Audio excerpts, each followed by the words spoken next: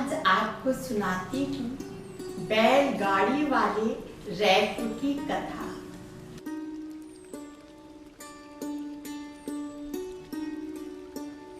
जानश्रुति नामक एक राजा थे, बड़े ही प्रतापी और धर्मात्मा।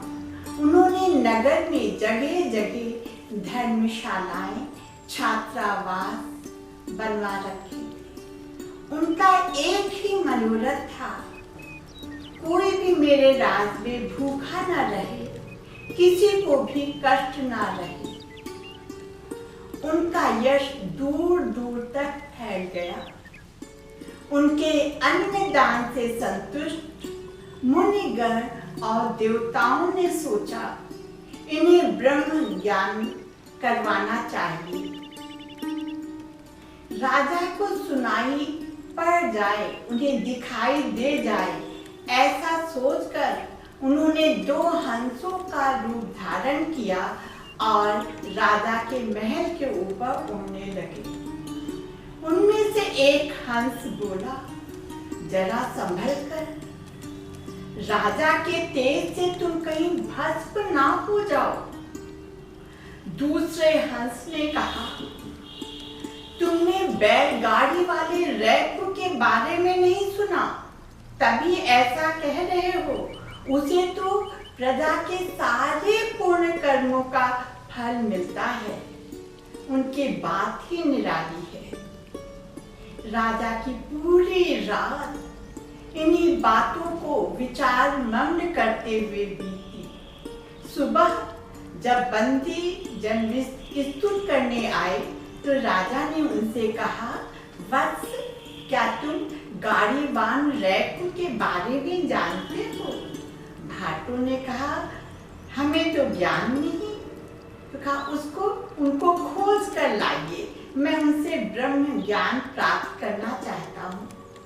भाट नगरों नगरों ग्रामों ग्रामों में उन्हें ढूंढा, पर वे रैकू को ढूंढ नहीं पाए और राजा के पास आकर अपनी असमर्थता व्यक्त की।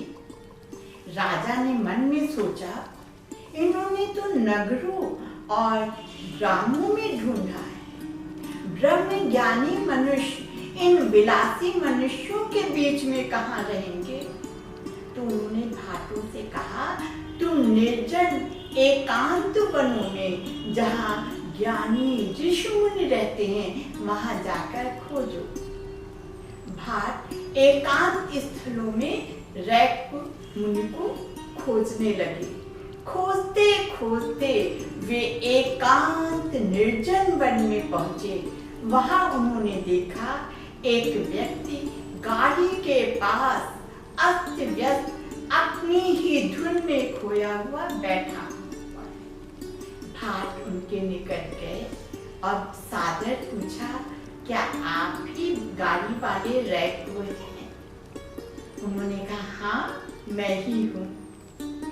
प्रसन्न मन से भाट उन्हें प्रणाम करके राजा के पास पहुंचे और कहा, हमने बैलगाड़ी वाले रैकू का पता लगा लिया। ब्रह्म ज्ञान प्राप्त करना है, ये सोचकर राजा ने 600 सोने से मढ़ी सींगों वाली गाय, एक बहुमूल्य सोने का कंठहार और तरह तरह के सामान से भरा खच्चरियों से जुटा रथ लिया और महाज्ञानी रैकू के पास पहुंचे और कहा, ये आपको सादर समर्पित है, आप मुझे ब्रह्म ज्ञान दीजिए।